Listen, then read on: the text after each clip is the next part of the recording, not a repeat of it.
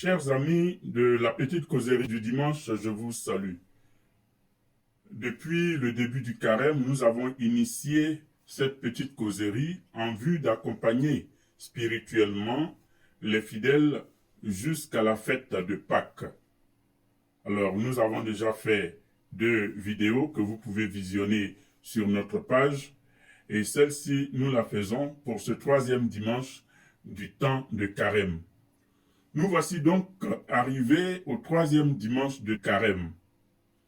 Et traditionnellement dans l'Église, ce dimanche constitue l'un des dimanches où se célèbre la préparation immédiate des catéchumènes au baptême, ce qu'on appelle l'appel décisif.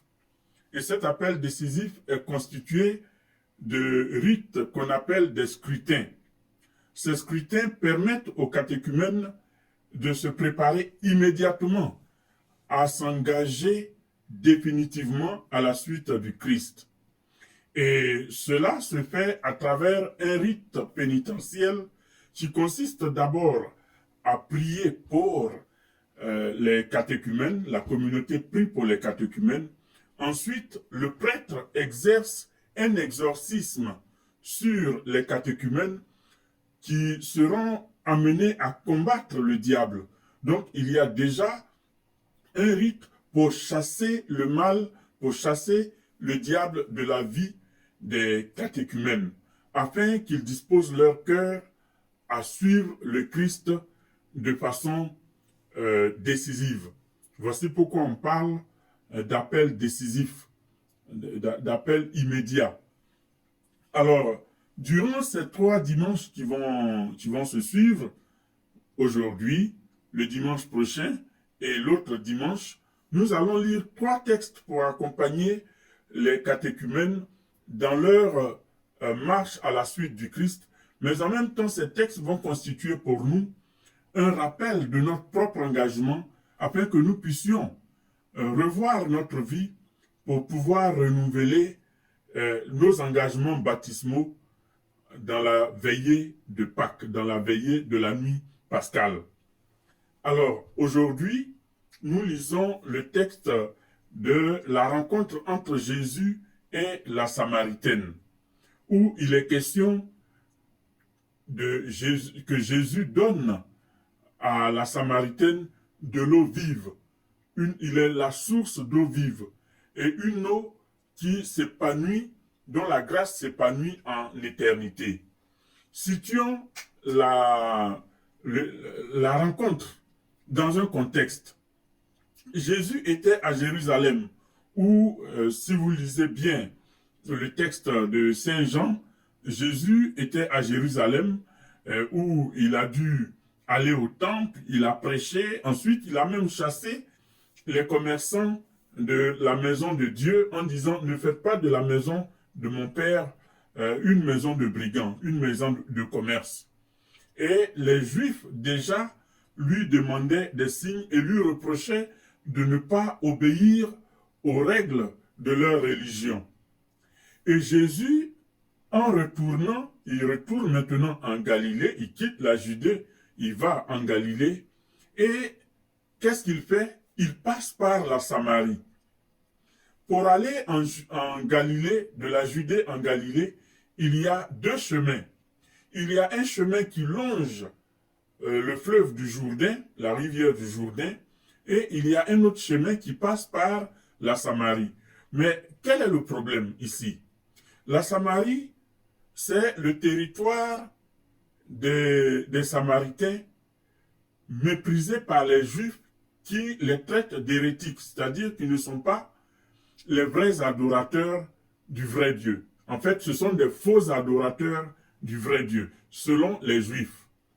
Et cette inimitié-là remonte à au moins 600 ans, au temps de l'exil et après l'exil et tout ça. Mais là aussi, c'est toute une autre histoire qui a besoin d'être racontée. Mais revenons à l'histoire du voyage de Jésus à travers la Samarie. Donc, Jésus va passer par la Samarie. Et là, on peut dire qu'il enfreint les règles des Juifs, Parce que les Juifs, s'ils entrent dans le territoire de Samarie, c'est comme s'ils se souillaient. Donc, ils évitent à tout prix la Samarie. Mais Jésus passe par là. Vous vous rappelez, une fois Jésus devait partir à Jérusalem et il a envoyé ses disciples pour lui préparer un accueil en Samarie et les gens ont refusé de l'accueillir parce qu'il partait à Jérusalem, il se rendait à Jérusalem. Donc vous voyez que l'animosité est assez profonde. Donc Jésus passe par la Samarie et le voyage est fatigant, c'est plusieurs jours de marche. Vous vous rappelez quand il était avec ses parents à 12 ans et qu'il repartait, c'est après 3 jours de marche qu'on l'a retrouvé dans le temple. Donc la distance entre la Judée et la Galilée, où Jésus doit partir, où se trouve Nazareth, c'est une distance assez longue qui se parcourait à pied. Donc Jésus est exténué par le voyage, il est fatigué, il a demandé à ses disciples d'aller chercher des vivres, mais sans doute le fait que tous les disciples soient partis en ville pour chercher des vivres, ça veut dire que Jésus s'était retiré pour prier. Et là, nous sommes au milieu du jour.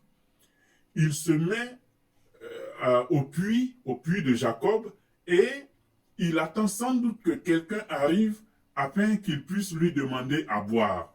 Et qu'est-ce qui se passe? C'est une femme qui arrive en plein milieu du jour, et elle arrive seule. C'est une Samaritaine. Et Jésus profite pour demander de l'eau à boire. Donne-moi à boire. Puise-moi de l'eau. Alors, étant donné le conflit qu'il y a entre les Samaritains et les Juifs, la dame qui voit que Jésus est un Juif, lui dit, mais attends, il y a quelque chose qui se passe ici. Toi, un Juif, vous qui ne nous respectez pas, vous qui nous méprisez avec votre air hautain, tu oses me demander à boire, vous aussi vous avez soif. Alors Jésus lui dit, mais si tu savais, celui qui te disait, donne-moi à boire, c'est toi qui supplierais pour avoir de son eau, parce que l'eau que moi je te donnerai est une eau qui s'épanouit en vie éternelle. Alors la dame lui dit, ben, écoute, donne-moi de cette eau pour que je n'ai plus à revenir ici pour puiser de l'eau, me fatiguer pour venir puiser de l'eau. Alors Jésus lui dit, mais appelle-moi ton mari.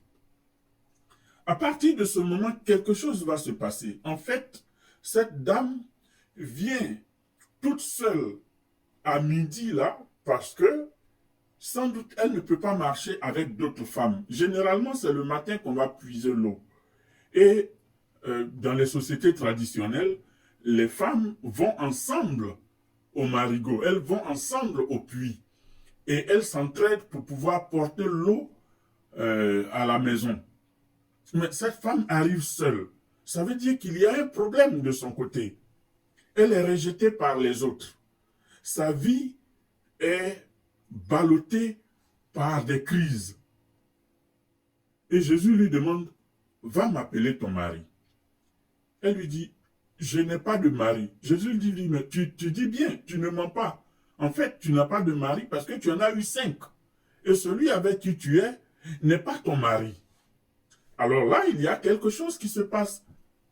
La dame se voit dévoilée. Elle a en face d'elle un miroir qui lui permet de se regarder de l'intérieur. Et elle dit, mais je vois que tu es un prophète. Et de façon malicieuse, elle va essayer de changer la conversation.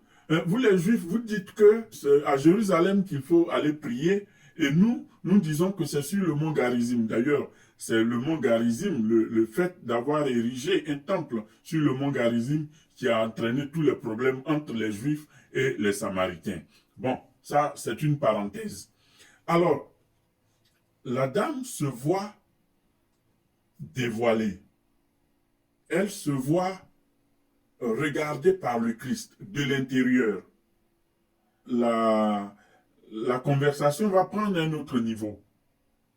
Ah oui, bon, il y a beaucoup de conflits, mais quand le Christ va venir, il va nous dire toute la vérité. Parce que vous vous dites que c'est à Jérusalem qu'il faut adorer Dieu, mais nous disons que c'est ici. Et Jésus profite pour lui dire que ce n'est pas dans un lieu précis que se trouvent les vrais adorateurs, mais les vrais adorateurs sont en esprit et en vérité. Donc Jésus se met au-dessus du conflit entre les Juifs et les Samaritains.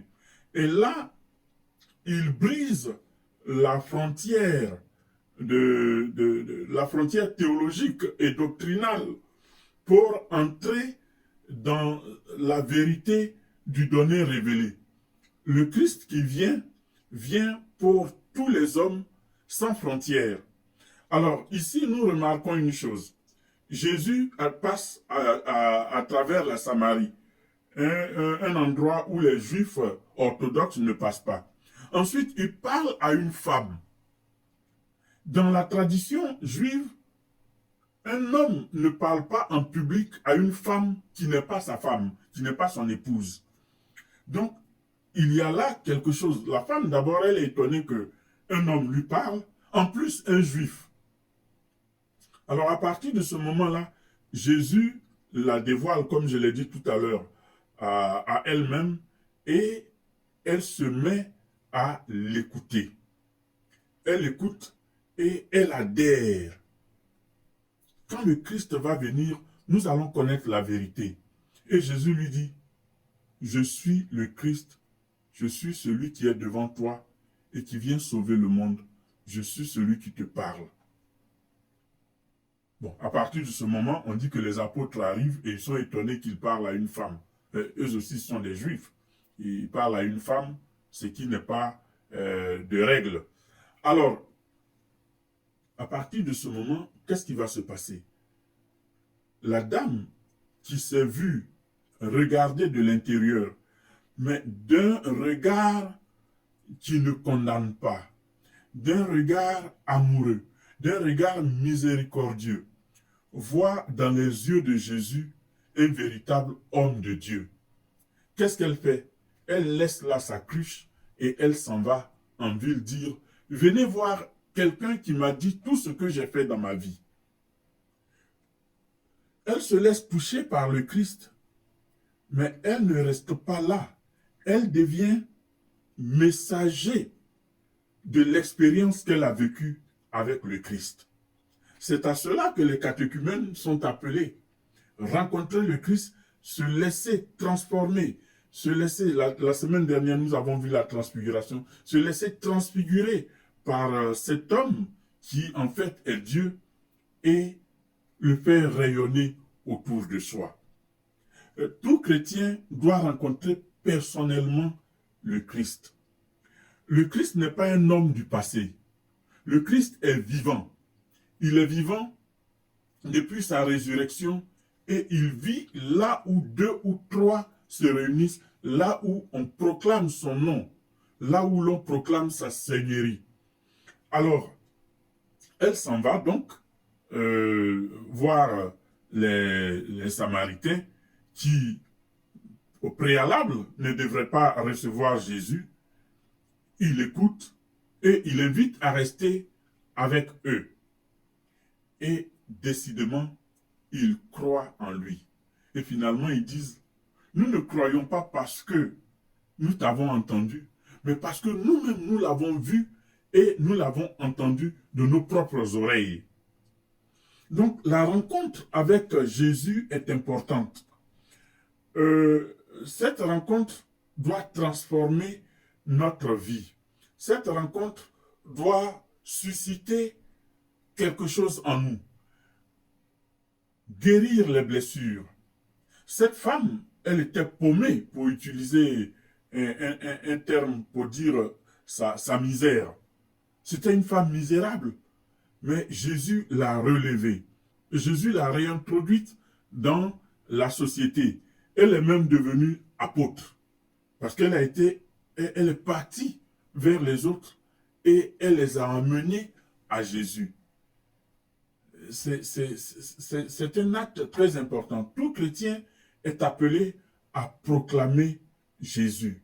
Tout chrétien est appelé à convertir j'entends souvent pas de prosélytisme, pas de ceci, mais le chrétien est appelé à proclamer le Christ et à amener les gens au Christ. Cela est très important aujourd'hui. Et les catéchumènes qui sont sur le chemin du baptême sont appelés à cette rencontre qui les transforme de l'intérieur.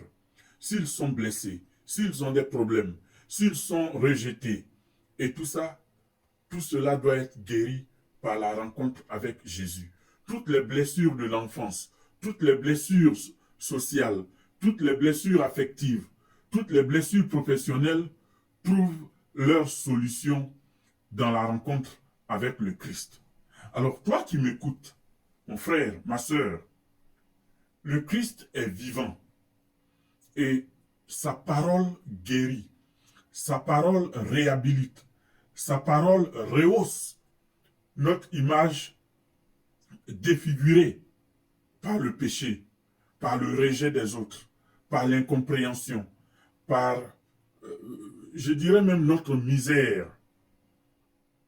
Ce temps de carême que nous faisons à travers le jeûne, la prière, le monde doit être un temps de révision de vie, mais un temps de confiance en Jésus, un temps d'espérance, car le péché ne peut pas vaincre celui qui se confie à Jésus, celui qui rencontre Jésus. Alors, durant ce temps de carême qui progresse lentement vers la Pâque, nous sommes appelés effectivement à la rencontre avec le Christ, qui nous donne quoi? Qui nous donne de l'eau vive. Il est la source d'eau vive. Et nous connaissons l'importance de l'eau. Notre corps humain est constitué de 75%, le système circulatoire est constitué de 75% d'eau. Et l'eau nous permet de nous purifier, l'eau nous permet de nous désaltérer, l'eau nous permet de manger, de cuisiner, l'eau nous permet la vie. Et si vous remarquez bien, partout où se trouvent nos villages ou une ville ou une agglomération, il y a toujours une rivière. Et s'il n'y a pas une rivière, on creuse toujours des puits. Parce qu'on ne peut pas vivre sans eau. Et notre âme ne peut pas vivre sans le Christ. Faites en sorte que durant ce temps de carême, qui est le temps favorable, la grâce de Dieu vienne guérir vos blessures, satisfaire vos attentes, vous aider à entrer dans le plan de Dieu. Mais je parlais tout à l'heure de discernement. Il s'agit surtout de revoir sa vie à la lumière de l'Évangile pour voir si véritablement on est prêt à cette rencontre transformatrice. C'est vrai, nous allons à des veillées, nous allons à la messe, nous allons à la communion, mais est-ce que cela transforme notre vie? Si nous allons à une veillée, nous allons à une messe, nous disons le chapelet, et que cela n'a pas d'incidence sur notre âme, nous devons nous interroger si nous avons disposé véritablement notre personne à cette rencontre transformatrice. Je prie pour tous ceux qui me suivent afin que la grâce de Dieu vous inonde, qu'elle vienne dans vos vies, qu'elle vous transforme de l'intérieur et que chemin faisant vers Pâques, vous rencontriez celui qui est la source de vivre, celui qui est la lumière, celui qui est la résurrection et la vie. Merci de m'avoir suivi. À dimanche prochain.